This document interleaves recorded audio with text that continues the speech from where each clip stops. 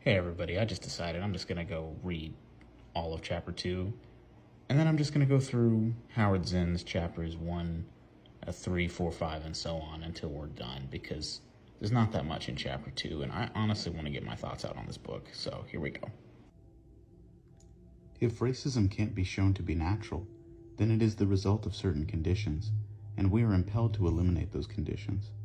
We have no way of testing the behavior of whites and blacks toward one another under favorable conditions, with no history of subordination, no monetary incentive for exploitation and enslavement, no desperation for survival requiring forced labor. All the conditions for black and white in 17th century America were the opposite of that, all powerfully directed toward antagonism and mistreatment. Under such conditions, even the slightest display of humanity between the races might be considered evidence of a basic human drive toward community. Sometimes it is noted that, even before 1600, when the slave trade had just begun, before Africans were stamped by it, literally and symbolically, the color black was distasteful. In England, before 1600, it meant, according to Oxford English Dictionary, deeply stained with dirt, soiled, dirty, and foul, having dark or deadly purposes, malignant, pertaining to or involving death, deadly, baneful, disastrous, sinister, foul, iniquitous, atrocious, horribly wicked, indicating disgrace, censure, liability to punishment, etc.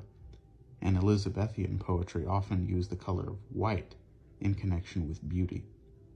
It may be that, in the absence of any other overriding factor, darkness and blackness associated with night and the unknown could take on those meanings, but the presence of another human being is a powerful fact, and the conditions of that presence are crucial in determining whether an initial prejudice against a mere color, divorced from humankind, is turned into brutality and hatred.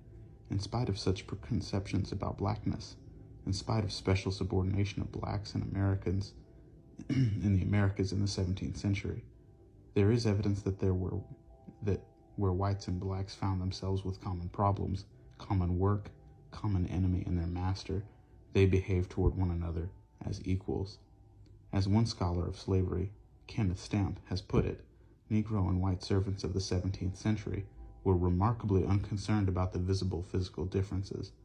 Black and white worked together, fraternized together. The very fact that laws had to be passed after a while to forbid such relations indicates the strength of that tendency. In 1661, a law was passed in Virginia that, in case any English servant shall run away in company of any Negroes, he would have to give special service for extra years to the master of the runaway Negro.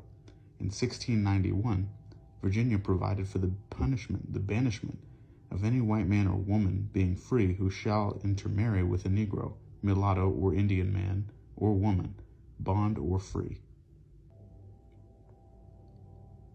In other words, hatred can't defeat hatred, only love could do that. Contact theory is so powerful that even in the worst situation, it is possible for blacks and whites to overcome simple physical difference and tackle true centralized problems that assail them both.